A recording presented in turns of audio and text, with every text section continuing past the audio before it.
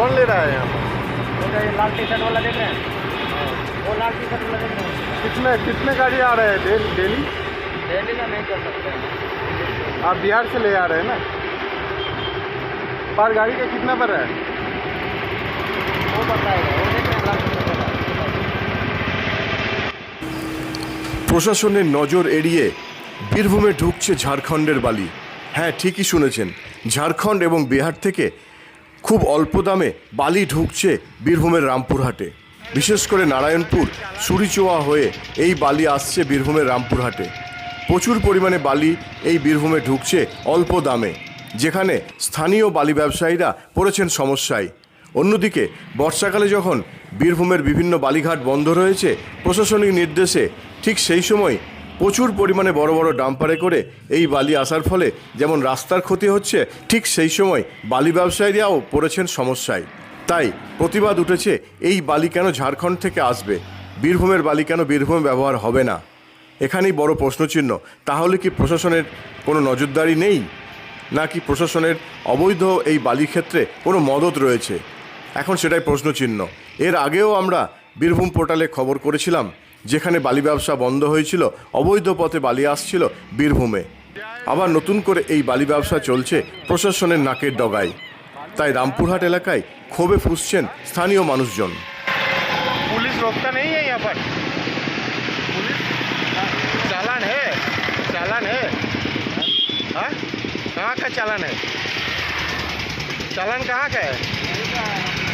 बंगाल का? दिखाइए तो चालान कहाँ का है? चालान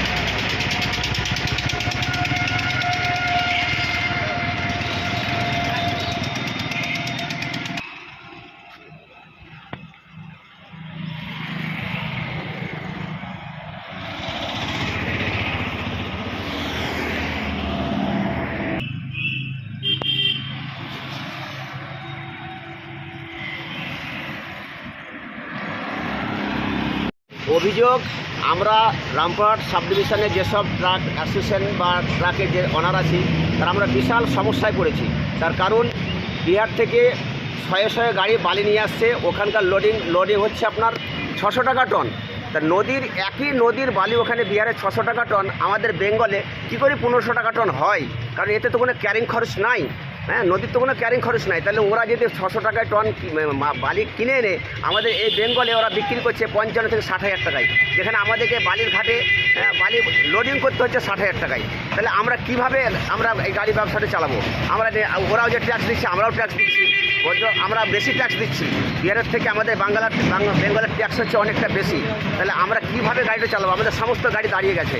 আমাদের সরকার যেদিন থেকে বললো যে বালির একটা নির্দিষ্ট রেট করে দেওয়া হবে, তার পরের দিন থেকে আমাদের পশ্চিমবাংলার যত ঘাট আছে প্রত্যেক দিন মানে 2000 করে বাড়তে আজকে 60,000 টাকা লোডিং।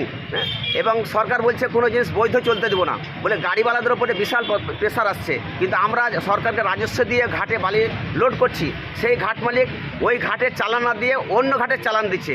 সব ড্রাইভার তো শিক্ষিত নয়, পড়তেও জানে না, তাহলে সে কীভাবে জানবে যে এই চালানটা এই ঘাটের কিনা? রাস্তায় পুলিশ প্রশাসনের পাল্লায় আমাদেরকে অপদস্থ হতে হচ্ছে যে অন্য ঘাটের চালান।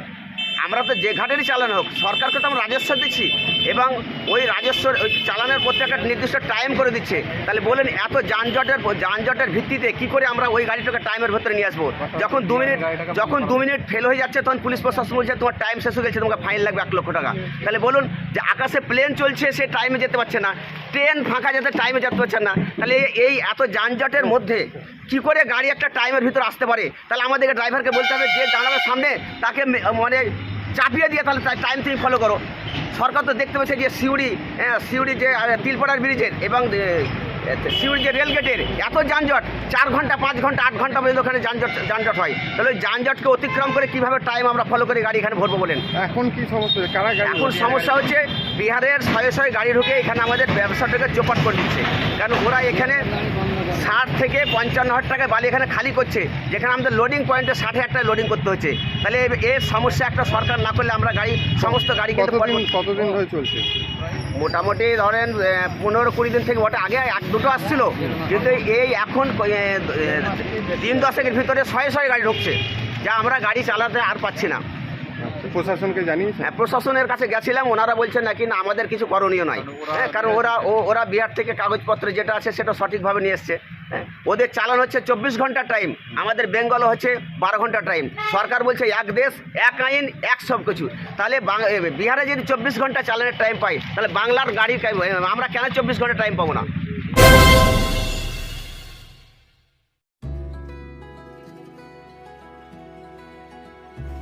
আপনার স্বপ্নের আবাসন এখন বোলপুরে, শান্তিনিকেতনের একদম সন্নিকটে। সুরশ্রী পল্লীতে তৈরি হচ্ছে আধুনিক সুযোগ সুবিধায় সমৃদ্ধ সুরশ্রী অ্যাপার্টমেন্ট।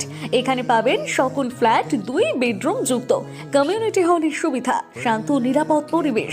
সুরশ্রী পল্লী থেকে শান্তিনিকেতন মাত্র হাঁটা পথ। আজই আসুন, দেখে যান আপনার স্বপ্নের ঠিকানা সুরশ্রী অ্যাপার্টমেন্টে।